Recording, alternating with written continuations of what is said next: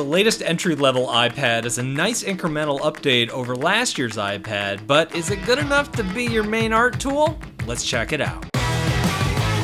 Hello, I'm Brad, and I review tech for creative professionals, illustrators, designers, people who pronounce the word GIF with a hard G, and this is the 2019 iPad, also known as the 7th generation iPad. Like last year's, this one has Apple Pencil support, so you could use the Apple Pencil with it. We also get a slightly larger screen, 10.5 inches, and with that slightly larger screen comes a slightly larger screen resolution, 2,224 pixels by 1,668 pixels. They also added some connectors along the side so it can be used with smart keyboard covers, which makes a ton of sense since Apple has historically promoted this as its school-friendly iPad. Wait, this sounds just like the iPad Air. What's the difference aside from price? That's a good question. Where did I put that printout of Wikipedia? Across the board, the specs are lower than the iPad Air. There are two big things I'm gonna be focusing on. The first is the display. The Air is supporting a bonded display that uses Apple's True Tone tech,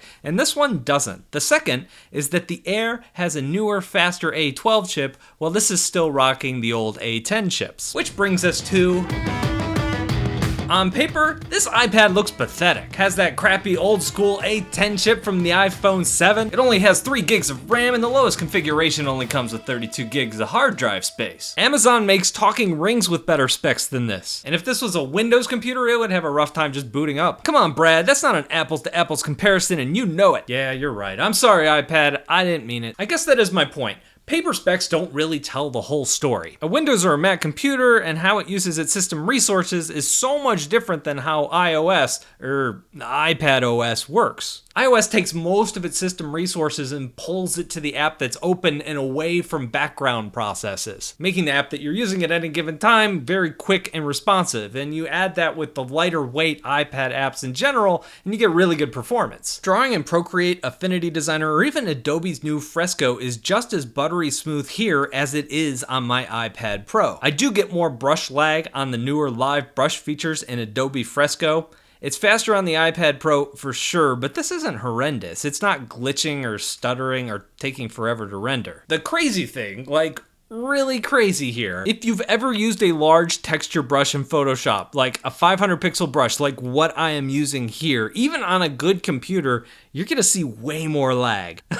I didn't know it would be this bad. This is my iMac Pro. It's rendering this brush. It's not even as complicated as what's on the iPad. It's nuts. Come on, Brad, that's not an apples to apples comparison and you know it. I thought we read this comment. I know. My point is Apple has done a tremendous job, even on its lowest end hardware, of having their OS run buttery smooth no matter what you're doing. And at the end of the day, it's not a bunch of numbers on a piece of paper, it's the experience you have using the product. Another place that the lack of RAM shows up are in the limitations Procreate puts on its file sizes and its layers. In order to keep performance high, the larger your file's resolution, the less layers that you get to work with. So for example, a 2732 pixel by 2048 pixel canvas is going to give you 43 layers here on this iPad, but on the iPad Pro, same size canvas, you're gonna get 91 layers. Because of this limitation, it's really hard to get Procreate not to run smooth all the time. Now there wasn't a layer limit in Fresco, so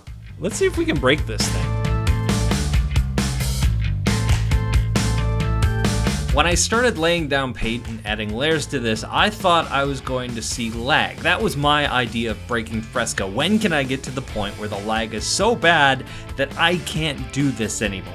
Unfortunately, that never happened. I got well over 100 layers and I really didn't see any more lag than I was seeing in the early layers that I was laying down. So after 20 minutes of just drawing layer after layer after layer, I decided to export it and see how big the file was. And that is what finally broke this iPad. It crashed Fresco. Even after I opened Fresco back up, I got the saving screen for quite a while, and eventually it gave me this error saying that it couldn't save the file.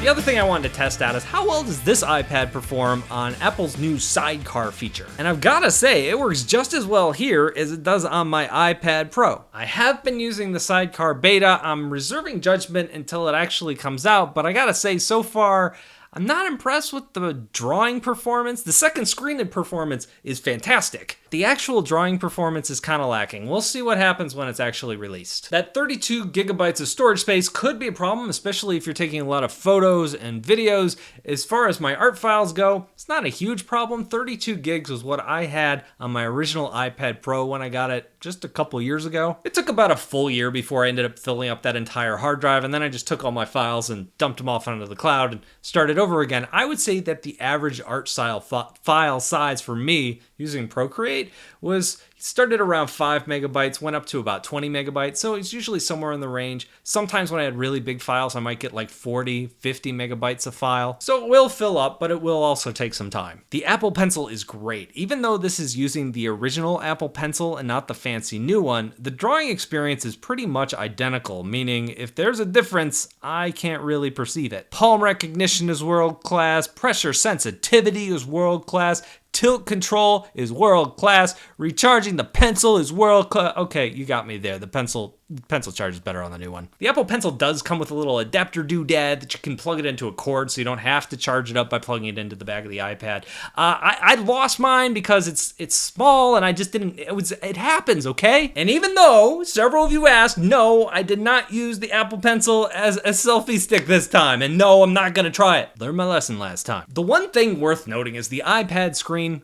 It's slick glass. The Apple Pencil, it's plastic. It really does slide around on that glass screen. You don't have much drawing control there. I prefer to draw on a textured screen, and that's what today's sponsor Paperlike does. It's a matte screen protector for your iPad that gives you that paper-like feel. I've been using them on my iPads for years, and you can get them in any size, from the big 12.9-inch Pro all the way down to the iPad mini, and of course even on this 7th generation iPad that I'm using here. Paperlike also just released their version 2, which they expect to be in store soon. Check out the link in the description down below to order your Paperlike today.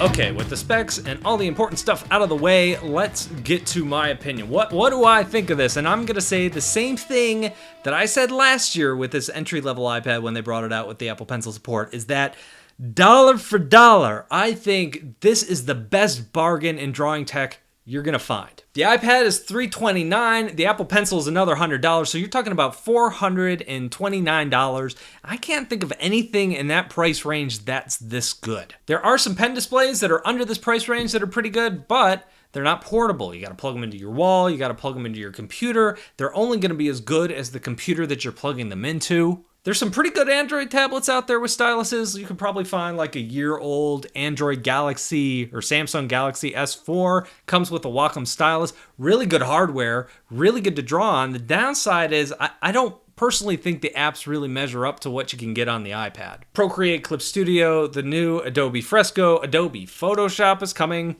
eventually. You also have the SIDECAR stuff that Apple's doing. It's just, there's nothing like that quite on Android. Windows tablets. At this price point, I just don't think so. If you go a little bit more expensive, you can get some really nice Windows hardware, but I wouldn't really go for anything that's under $1,000 there. I think if you're trying to decide whether the iPad is a good fit for you, what it comes down to is, do you need desktop apps? If you do, this is not the direction that you want to go. If you need to be doing some animation or 3D rendering or that sort of thing, the iPad's not there yet. If you need a laptop replacement, I don't think the iPad's there yet for most people. It might be for you. I think it's getting there. I still think we've got a couple years before we really hit that point, though. At least for most folks. But if you just want like a really clean, fun to use drawing experience that's portable, that you can take anywhere, here you go. This works great.